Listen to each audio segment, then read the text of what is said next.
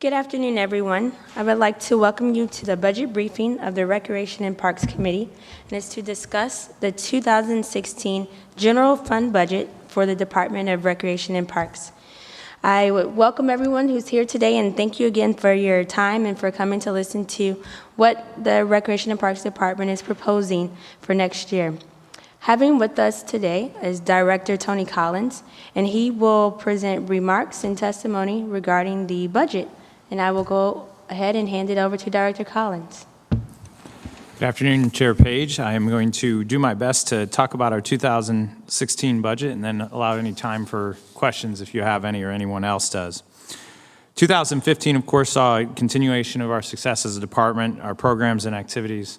Our focus on health and wellness, conservation, and social equity produced a tremendous list of accomplishments for which we are proud to have provided for the citizens of Columbus and helps to shape our 2016 proposal. 2015 was a great year for our downtown. Thousands enjoyed the Scioto Mile, as evident by our many special events, including the recent Grand Illumination event. The addition of the 32 more acres of parkland known as the Scioto Greenway has been a big hit. We strengthened the sustainability and future success of our programs that reach our community's most vulnerable youth and families by creating the Youth and Family Development Division this year. Youth and Families Development Division rolled out our food truck that contributed to helping provide over 700,000 meals in 2015 to children in need. We also continued to meet our capital improvements in 2015 with projects that were prioritized by our 2014 master plan as well as the mayor's priorities. Highlights of our 2015 capital projects include opening up the last section of the Alum Creek Trail, which connected 22 miles within the city of Columbus of our regional Central Ohio Greenway Trail, connecting to the Central Ohio Greenways network, which is over 100 miles. We opened 2 swimming pools. The Maryland Pool and Lincoln Pool reopened this year after complete renovations to much heralded success by the children and families in those neighborhoods. We broke ground on 2 community center renovation projects at Driving Park and at Glenwood, and we were also able to continue our efforts to update the HVAC systems in our community centers like Douglas Community Center. Our 2016 budget will continue our efforts to reach the mayor's priorities as well as the priorities outlined in our Parks and Recreation Master Plan. Our key focus areas, our key outcomes for this year, will rely on what we call our key focus areas of smart growth, financial sustainability, communications, organizational development, and providing excellence in program and service delivery. The proposed 2016 budget represents a small increase in expenses from 15 at a little over $48 million. The budget includes a little bit over $9 million in revenue generated through fees and other sources of income through the department. This conservative estimate represents an increase in all major areas of revenue of our department. A couple of notes about this budget. The budget includes a full year of operation of our swimming pools as well as our current centers, including the additional amount for centers scheduled to open in 2016. The budget will include the operation and maintenance of our 220-plus parks, our 31 community recreation facilities, our athletic complexes, and our golf courses. This budget includes the target adjustment for the additional park maintenance supplies and equipment needed for the Scioto Greenways as well as the spring and long caps. This request in 2016 also includes another year of the implementation of the Emerald Ash Borer management plan, as you all are aware of. This includes the addition of 3 key positions that will enable our organization to strengthen our ability to increase our sustainability by adding volunteer coordination, construction engineering, and the golf administrator positions. All positions will produce financial savings and increase our earned and contributed revenue. This budget maintains our subsidy payments to our partners at the King Arts Center, Franklin Park Conservatory, as well as COWIC. This budget also includes an increase in service contracts that will increase our communications to our residents, our e-commerce abilities, our recycling efforts, as well as other department customer service-related initiatives. In summary, we look forward to an impactful 2016. The mission of our Recreation and Parks Department is to enrich the lives of the citizens of Columbus. On any given day, someone is being positively affected through recreation and parks, whether taking a walk on a trail, a fitness class at a community center, getting a nutritious meal, or just reaping the benefits of the clean air and water because of our preserved open space. As always, we thank you for your support, and I'd be happy to answer any questions that you may have. Thank you so much for that briefing, Director Collins. And I do have a few questions. You talked briefly about the 31 community centers. Does that include our senior centers as well? It does. It includes the Martin Jana Center as well as the Gilly Center. And that's the full operations of all centers? Full operations, no changes in operations at this point. Thank you. Could you also talk briefly about the new 32 acres that we've added to your department and just how we're going to continue to maintain those, and if you see any issues that could come up in 2016?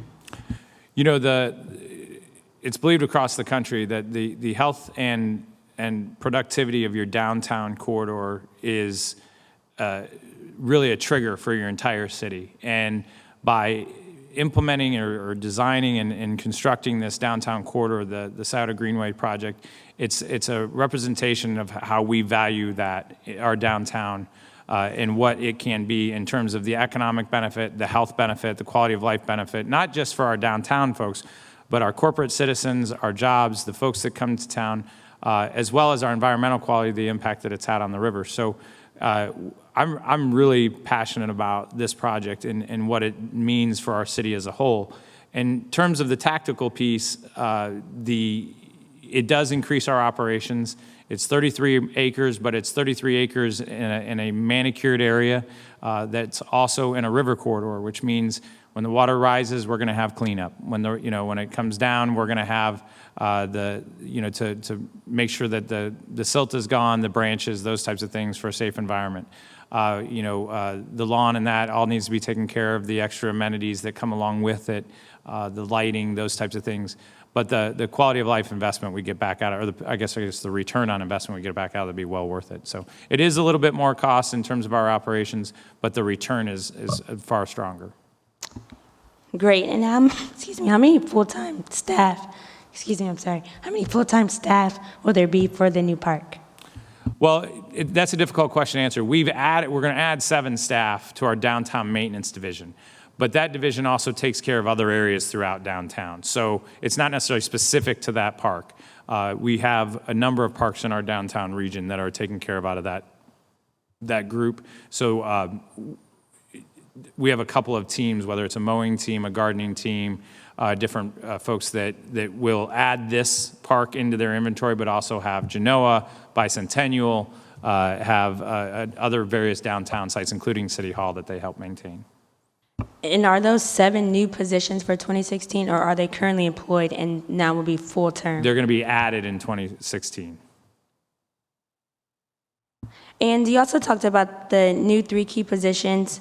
Could you just talk briefly, like where they will be located, who's going to be the supervisor, and just their duties with the volunteer coordinator, the golf administrator, and then the construction maintenance, I believe? Yeah, the construction engineer. So we've got 3 new add-ons that I'm very excited about from both a cost perspective as well as revenue generation. I'll start with the golf supervisor. We really want to put a concentrated effort, or golf administrator, sorry, concentrated effort on our golf courses. We believe they provide tremendous product to our Columbus residents and visitors to be able to get out there and play golf, be active outside. At the same time, we also believe there may be ways that we can reduce our costs and operations, increase our revenue opportunities, so that we can help sustain our own operations. We want to minimize any subsidy that comes to those golf courses. The second piece, I'd say this is the construction engineer. With the amount of investment the city is putting into our capital projects, whether it's at a center, an aquatic center, and a park, the cost savings, we need to have some engineering experience supervising these projects, these major projects. And we do some of that internally, but it's way too many projects going on at one time to do it responsibly. And we can contract it out, but the costs really become prohibitive at that point. So getting this extra supervision will ensure that we get a better product out of all of our capital projects and help us reduce some costs along the way. And then the third one, probably the one I'm most excited about, is the volunteer coordinator. We had a volunteer coordinator on staff at one point. Through the reductions, we had to eliminate that position for a number of years. But we have a tremendous amount of people who are involved in our department right now today that we want to make sure are trained, have the proper background checks, have everything in place to be good today. but we see a tremendous opportunity to activate a whole volunteer army to support our operations, whether it's anything from a friends group that's out taking care of a park to our CRC groups that are helping to support our community centers and recreation programming, to looking forward to our foundation and our efforts to drive contributed revenue. So I think that this volunteer coordinator is going to be heavily involved in reducing our costs from a standpoint of getting boots on the ground, but also increasing our revenue opportunities through contributed revenue as well. That's great. I'm definitely excited about those 3 positions as well.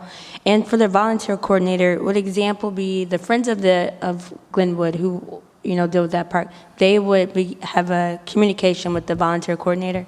Yeah, I anticipate this volunteer coordinator to be definitely our liaison with all of our different groups. We definitely have a variety of tier groups. We have folks who just want to volunteer in our parks and want to call somebody and sign up. We have corporate groups who want to be a part of a cleanup day. So this volunteer coordinator will help equip all of our staff and our programs to be able to welcome those volunteers in, train them, get them on the ground, and thank them and make sure that they stay involved. Awesome. And I have one last question for you. Could you talk briefly about the APPS program? I think it's something that Councilman Shannon Hardin, was supportive in creating when he was in the mayor's office. And under your leadership, I've really seen the program grow. And just talk about how that is a part of your 2016 budget and how you see that moving forward. Yeah, absolutely. APPS is, I think, a critical part of what we do, so much so that when I joined the department, as you know, I created a 3rd division called the Youth and Family Development Division, and promoted Assistant Director Eric Brandon, responsible for that division, and moved the APPS program, the Cap City Kids, the Summer Food Service Program, all of our programs that are built to help support our kids and families that are most vulnerable into that group so we can provide a sustainable support to those efforts. In particular, APPS has such a potential opportunity to make a deep impact on kids in terms of giving them the right choices, giving them people to talk to, giving them safe places to be. And I'm really excited. Actually, yesterday, I'm not sure if you're aware, but we were involved in an important meeting at one of our local high schools to talk about youth issues and youth violence issues going on. And APPS is going to be a critical part of that, and making sure that we're boots on the ground, working with the kids in the neighborhood to prevent and prevent those issues, prevent the concerns, but also even maybe strengthening and making it better long term. So APPS is a critical part of our future. We're building sustainability around it, and we're already seeing our impacts. Great. Thank you, Director. I would like to welcome my colleague, Councilman Shannon Hardin, to the hearing. And we were actually just talking briefly about the APPS program, which you so graciously helped create when you were in the mayor's office. And it has been doing well, and just talk about how it's going to continue to grow in 2016. Do you have any questions for Director Collins? Thank you, Chair Page. Really just like to thank you for your leadership, and certainly thank Director Collins for the work that you've done this past year, and looking at the budget for 2016. I am very pleased that we are continuing funding for the APPS program.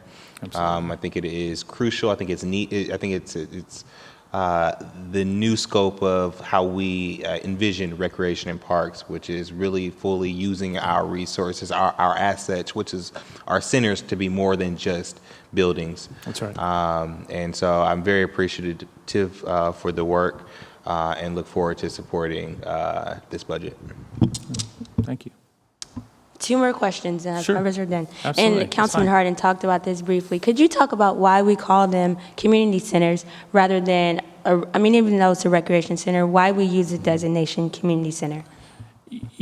What we've developed, and I don't know that there's been an official statement on this by any means, but just like Councilman Hardin said, they're places for the community to be. It's not just, yes, do we specialize and focus on recreation? But the idea is to, yes, we do. We focus on recreation in those buildings, but what our whole goal is we use recreation as a tool to bring the community together.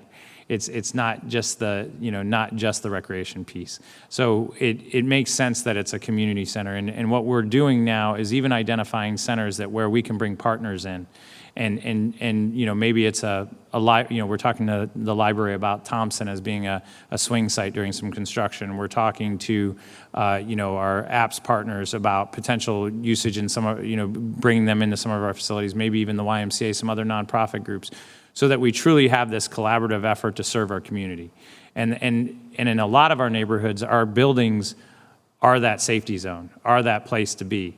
So we want to take advantage of that and bring people more in. And of course, we want them to be physically, we want them to be active so that they're physically well, so their well-being is there. But we also respect the fact that the social piece of it and just the safety aspect of it is there as well.